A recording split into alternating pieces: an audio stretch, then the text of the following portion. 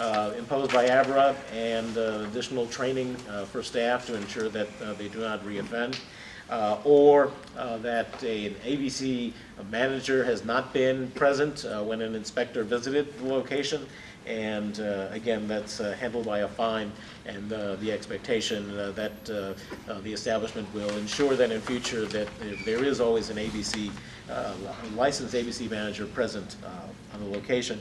And so Shaw's Tavern didn't have any investigative history that fell outside of those parameters, so the committee recommended support for the renewal of the license.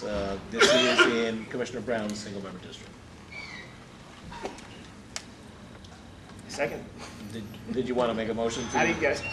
Do you want me to make it for you? Yeah, So on behalf of Commissioner Brown, I'll move that ANC 6E support the tavern license renewal for Florida 520 Florida Avenue Restaurant LLC, trading as Shaw's Tavern at 520 Florida Avenue Northwest. Second. All in favor? Aye. Third is 600 T Street. Do we have a representative for 600 T? Owner Stephen Lawrence was out of the district. Thought that they might be able to get someone down here. They also do not have any investigative history. And this is again in Commissioner Brown's single-member district. So unless there are any questions related to the operations of 600T, I will move that ANC 6E support the tavern license renewal for 600T. It's actually in the name of Stephen Lawrence, trading as 600T at 600 T Street Northwest, and we communicate that to ABRA and the ABC board. Seconded. All in favor? Aye. Moving on to the Hampton Inn. Is there a representative from Hampton Inn? The Hampton Inn was also represented at the conference call last week, and as previously mentioned, their investigative history only related to lack of a licensed ABC manager being present on one occasion, no other infractions. This is located in Commissioner Marriott's single-member district. Yeah, I probably should have brought this up before the committee. I apologize. They've been fine. They did have one night that was bizarre, where they had like a DJ, going nuts. Yeah, and I had a couple of constituents from the Triple Nickel call me and complain. Yeah, it was, I think maybe an honest misunderstanding, maybe between their management. There was a temporary tent erected on their patio, which really is not a nuisance. There isn't a crowd within this tent. They had strobe lights going, music. It was extremely late when people from our building, I'm at 555 Mass, reached out. Apparently they were responsive and sort of promised to never do it again. I understand it hasn't happened in the past, but certainly would not want that to be the new standard in the neighborhood. Yeah, so there was nothing about that incident in the investigative history, so. All right, yeah, okay, yeah, and I'm surprised about that, because I know a lot of, I was sending emails. We know a lot of people pushed complaints into ABRA, so I think this was an anomaly. So I don't think anybody want me to protest this or ask us to protest it. And you felt, The committee supported the renewal. Yeah. There wasn't any adverse information in their file. Yeah. All right. I think that being a one-off situation, God knows the rest of the restaurants in our neighborhood have had a couple of one-offs. I feel comfortable making a motion to support the Hampton Inn's renewal of its class, what is it, tavern license, class CT. C? Yeah, CT tavern's license, excuse me. I would second that. All in favor? Aye. Moving on to Dulce Gelati Cafe. I don't believe there's a representative here this evening. So this is in my single-member district. They had no adverse actions in their investigative history. There were no questions that or concerns that were raised by community residents about their operations. It's a very tiny establishment. they don't have an entertainment endorsement or anything along those lines.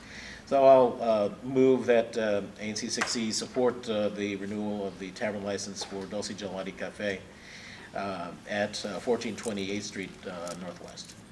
And then we report that to Abra and the ABC Board. Second. All in favor? Aye. Next is Queen of Sheba 2 is their representative from Queen of Sheba. So now Queen of Sheba has had a number of issues. So number one, the previous owner left Washington, selling the establishment to the new owners and not leaving clean hands. As a result, there were complications resulting in the current operator's inability to properly satisfy reporting needs to ABRA. So there were a number of penalties that have been assessed, but those records have been brought up to date. Subsequently, that license was canceled and a new license was approved by this commission, and they are currently in possession of a tavern license rather than a restaurant license, so that reduces the obligations in terms of reporting to ABRA. And they do have a settlement agreement in place with us. They have not violated any of the terms of the settlement agreement. All of the issues have been related to, that were in the investigative history, were related to Airbnb use of the upper stories of the building that they're located in, where those Airbnb renters have been smoking and drinking out in public in front of the restaurant, and from ABRA's perspective, it's the restaurant's responsibility to control that, which obviously that's rather challenging. They have been, the establishment has been working with the building owner to try to curtail that activity.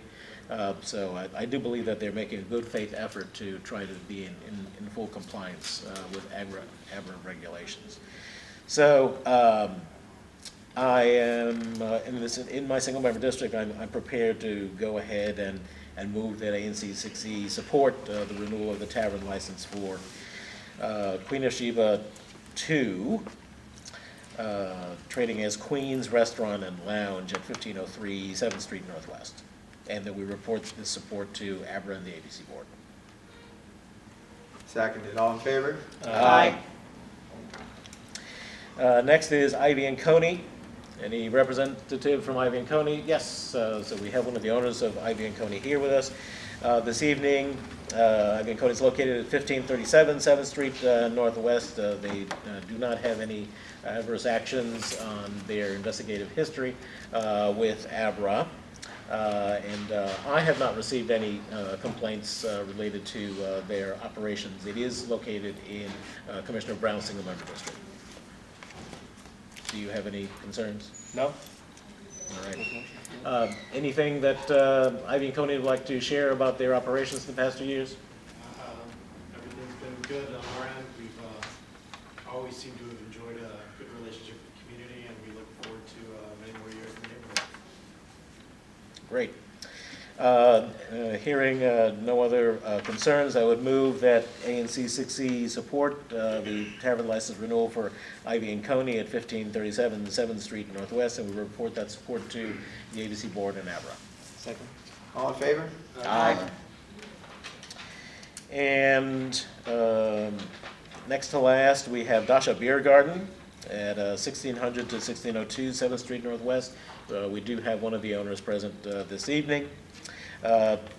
While Dasha Beer Garden has a long investigative history, those issues have been resolved, and there have been no incidents in the past 2 years in their investigative history. So would you like to make any comments related to Dasha Beer Garden's operations in the neighborhood? No, I think over the past many years, we have enjoyed peace and quiet in the neighborhood. We are though concerned about the recent increase in crime. So if you let us know how we as businesses, I'm sure that you will also join me in that, help in figuring out a solution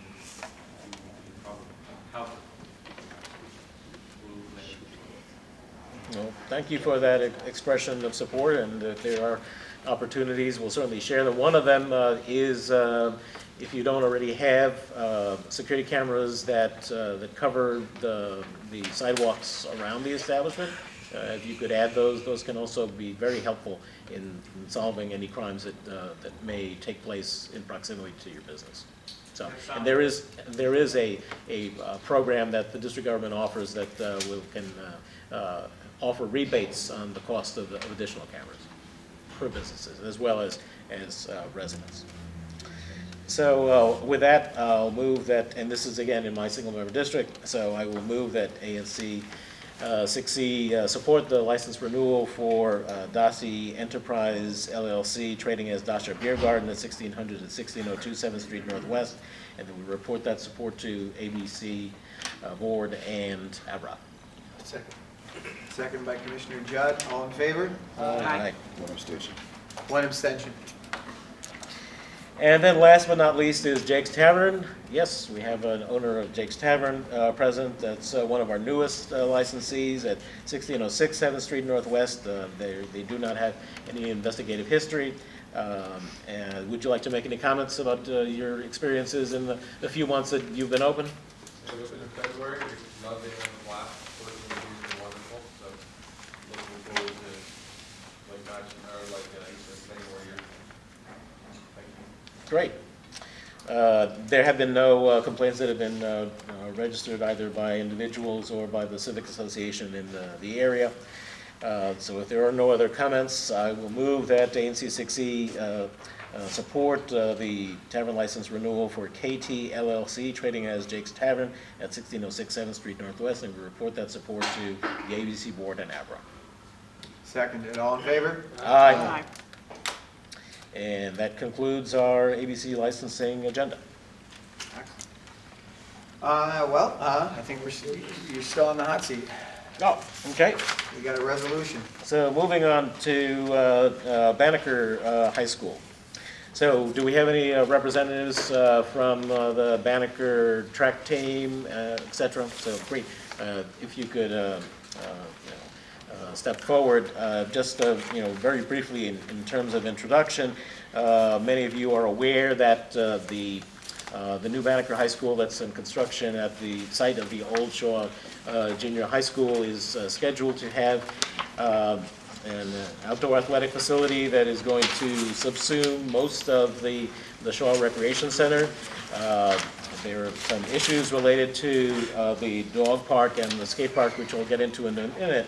But a particular concern is the fact that the chancellor has decided unilaterally that the school should have a football field, despite the fact that the school does not have a football program.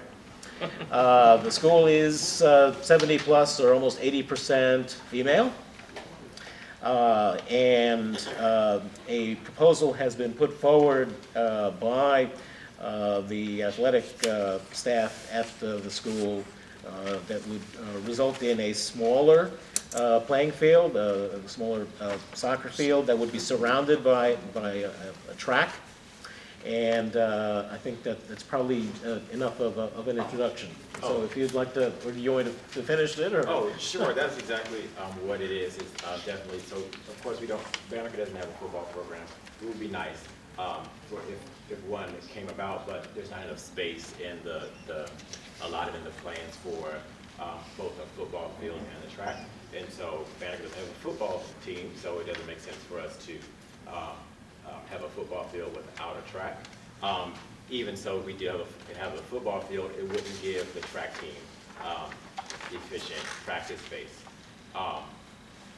basically. And so what would have to happen is, if there were to be a football field there, what would have to happen is I would have to take my 20, 30 some odd kids on the 64 bus and bus them back up the street to the old Banneker site.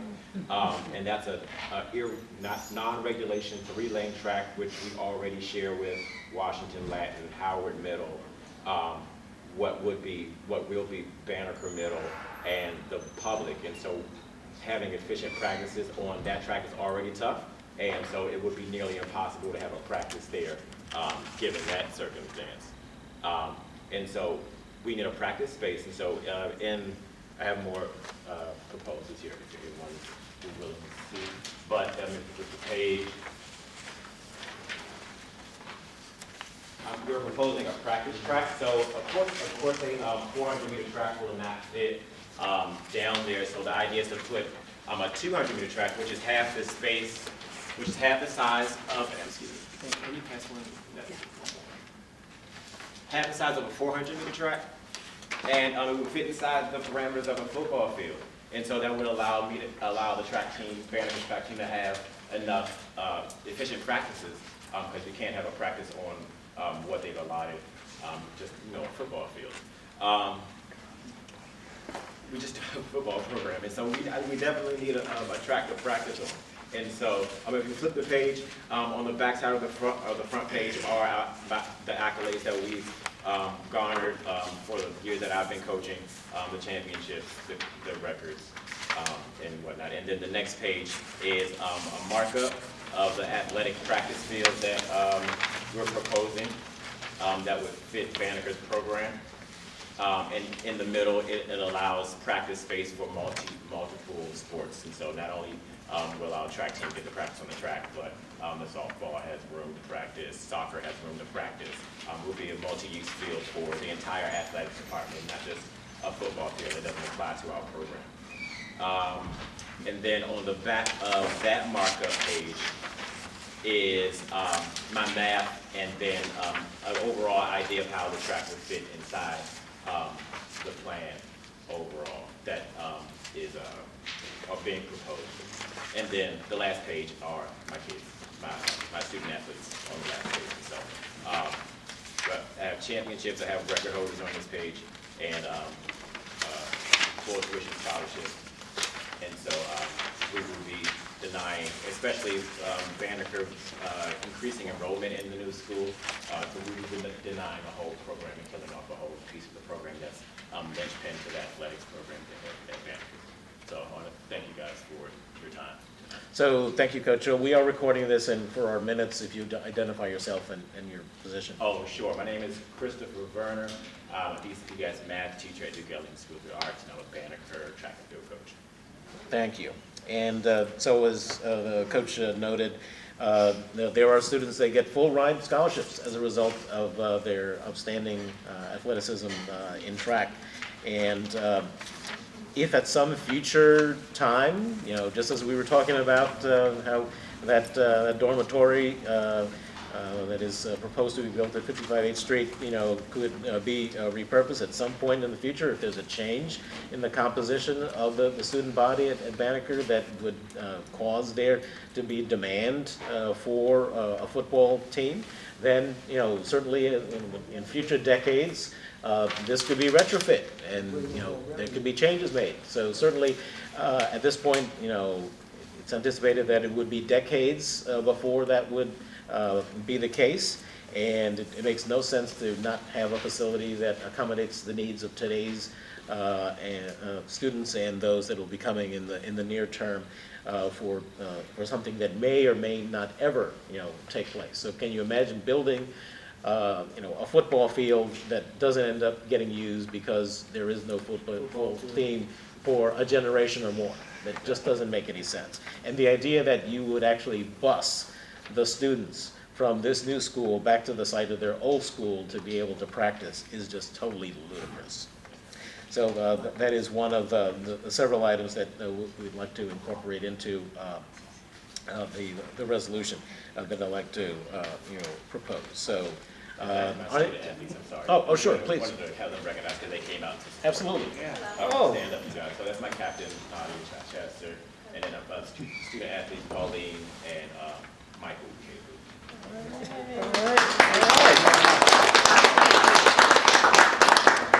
Thank you for listening. I'm a two-time captain at Banneker. I'm a senior now, and it's been difficult for the Banneker community to have a good track practice. There's a whole bunch of teams on 3 lanes, in addition to Howard students coming on the track, doing what college students do, and it's difficult to get a good practice in with an abundance of people on the track because it is a public track.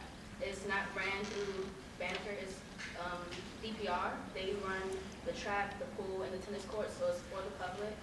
I can't get a good run in, and yet I'm running track in high school.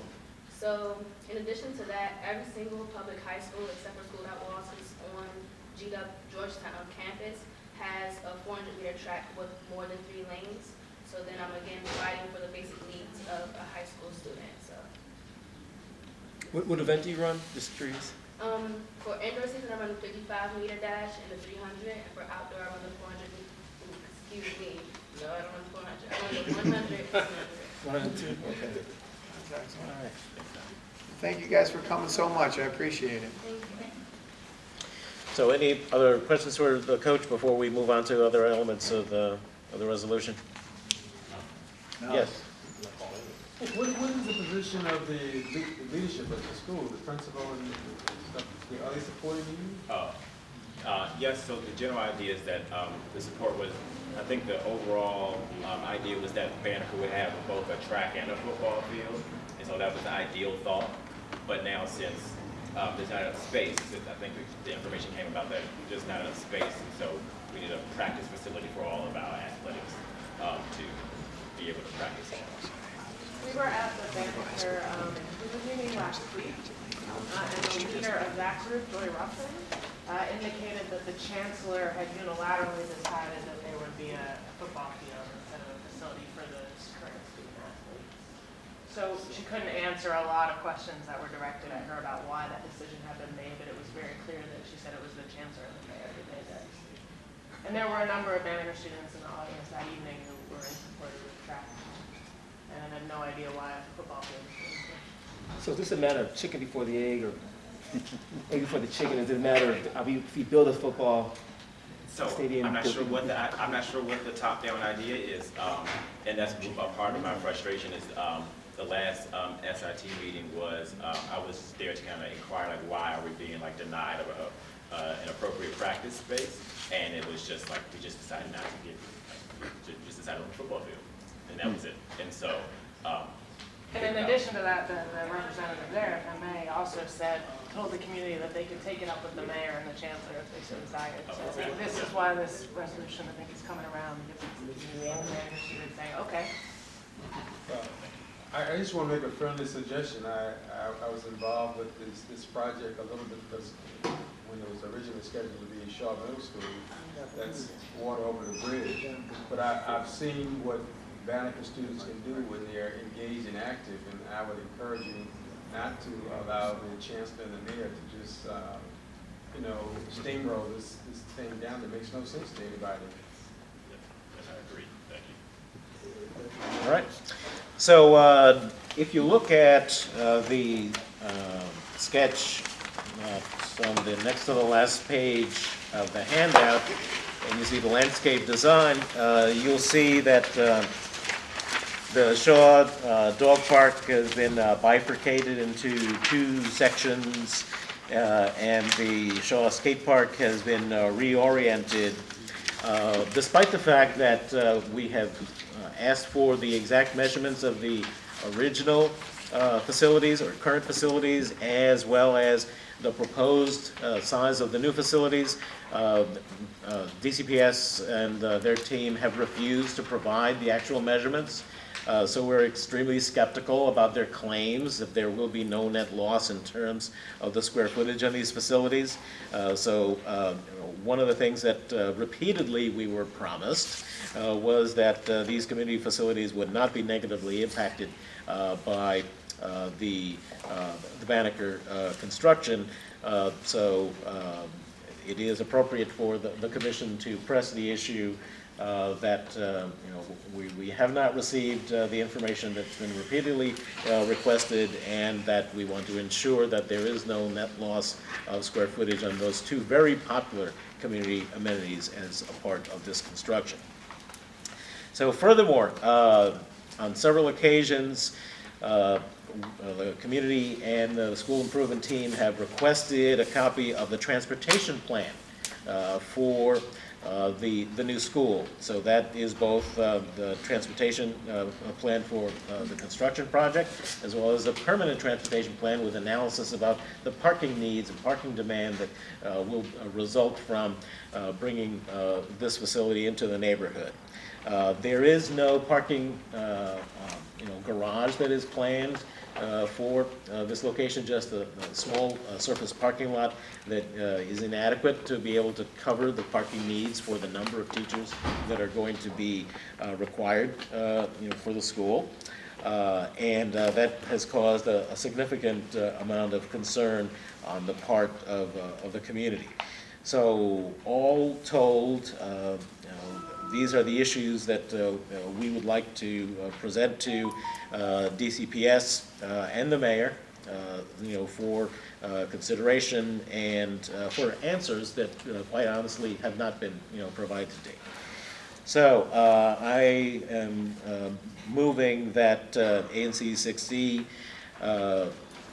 write to the DCPS chancellor and the mayor and the deputy mayor for education, expressing concerns about the decision to construct a football field that does not provide for a practice track for the track athletic program at Banneker, and urge that instead a track be constructed with space for additional athletic practice, as has been proposed by the Banneker athletic team. That the transportation plans both for construction and operation of the school be provided to this commission and to the public so that they can be analyzed and we can provide feedback as to the proposed plans. That the decision not to construct a garage for Banneker, despite the fact that the old Shaw Junior High School had a garage which was intended to reduce the negative impact on residential parking in the area, that the decision not to build the parking garage be reconsidered because of the need to try to prevent, to the greatest extent possible, negative impacts on the community. And lastly, that the current and proposed dimensions in square feet for both Shaw Dog Park and Shaw Skate Park be provided to this commission and to the community to validate the claim that the new facilities do not represent a reduction in service being provided to the community. I'll second. All in favor? Aye. Excellent. Thank you, guys. Thank you so much for coming, Coach. Thank you to all students that came by. Good luck this year. Thank you. Do we have a representative for the crane overswing? Oh, yes, sir. I appreciate your patience waiting to the end. Unfortunately, we're kind of running on a little bit lower on time. Yeah, thank you.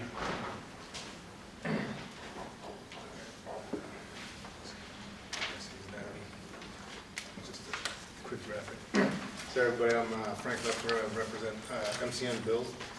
We're the general contractor and design builder for the Banneker High School on the Shaw site.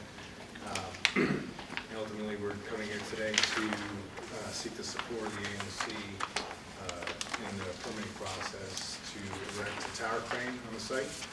A couple things of note is with the proximity of the building to the public space. Ultimately, we've made a lot of efforts logistically to try to eliminate a sort of additional traffic on the surrounding streets. And so we're working to develop internal construction access roads that'll keep all the trucks out of the neighborhood as much as possible. And then likewise, this is one of the efforts that we're seeking to make sure that we don't have to try to put cranes in public space as we're erecting. So this will minimize any potential for putting cranes out on our street or on 9th Street. to actually do the construction. The diagrams that I provide you do show the overswing. The site is considerably wider east to west than it is north to south in terms of the building and of course the entire site, as it were. And so in order to have a single crane that can reach the entire length of the building, ultimately what that means is that the boom length of the crane, when it's swinging to the north and the south, will have overswing of some of the buildings to the north side of our street. All that's actually going to be swinging over those homes is just the tip of the boom, and there won't ever actually be any loads or even the tackle or anything like that will never be swung even over a public space. It's against it's really against the law for us to do that without flaggers and so on and so forth. So it's just the tip of the crane that actually ends up swinging over adjacent properties. We've sought and got the approval of the FAA already, and right now we're just submitting all the final details to DCRA and just seeking the ANC support. Commissioner Badra? Okay. Do we have any residents that are affected over on the 900 block of R Street or Rhode Island Avenue? All right. So my understanding is that you have made efforts to communicate with property owners in the area, advising them this. I have not had any concerns expressed by any of those residences. We'll note that in addition to the residents of the row houses on the 900 block of R Street, you do also have the residents of the Phyllis Wheatley YWCA, as well as folks that are served by Hillcrest, which is also adjacent to the site. Yes, was there a comment? I had spoken with one of my neighbors who is on that block, and he'd indicated that the homeowners hadn't been reached out to. If there's some material that you did attempt to. So I didn't bring it with me, but we papered the entire street with essentially flyers that have the same diagram, and then the contact information for both our site and for DCPS, the website that has more information as well, and